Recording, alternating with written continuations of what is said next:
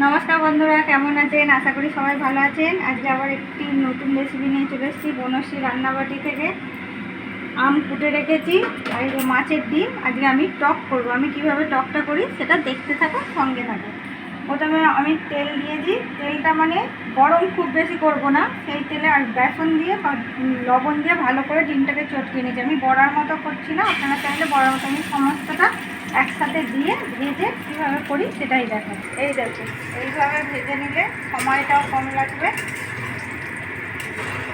এটা এখন ধিমি আছেই হবে, জোরে দেবো না, কারণ ডিম তো ফাটে। আর আমি খুব বেশি বেসন দিই না, বেসন দেয় অনেকে কারণ ফেটে যাওয়ার ভয়। আমি বেসন অনেক সময় দিই, আবার দিই না। আজকে দিয়েছি, আর নাহলে খুব ছিটকে যায়। এই জন্য এইরকম ধিমি আছে, ডিমটাকে ভালোভাবে ভাজতে হবে। এবার আমি এটা আস্তে করে এইভাবে উল্টে দেবো। তাই দেখুন, যেরকম আমরা ডিম ভাজি পুরো সেরকম ডিম ভাজার মতন হয়ে গেছে। এবার আমি ডিমটাকে উল্টে পাল্টে ভেজে নিয়ে পিস পিস করে কেটে নেব। এইভাবে পিস করে নেব। আমি একটু বড় বড়ই রাখবো, খুব ছোটো ছোটো করবো না।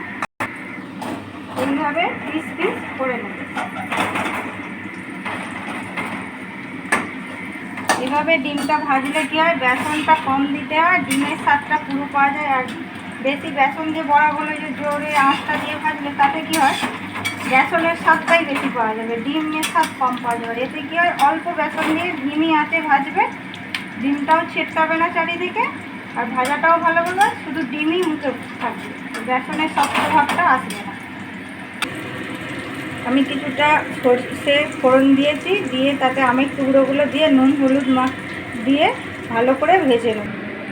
ডিমগুলোকে এইভাবে ভেজে পিস পিস করে রেখেছি। আর আমি আজকে প্রেসারে করব। প্রেসারে দিলে কি হয়, ডিমের মধ্যে সব কিছু ঢোকে। আম দিয়ে দিয়েছি, পরিমাণ মতো জল দিয়ে দিয়েছি, লবণ দিয়ে দিয়েছি, দিয়ে এতে এবার মিষ্টি দেবো, দিয়ে সেদ্ধ করে নেব।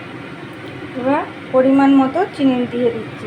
মিষ্টিটা যে যার মতো দিয়ে দেবেন, আমের টক অনুযায়ী মিষ্টিটা দেবেন। এবার আমি এটা প্রেসারে সেদ্ধ করে নেব।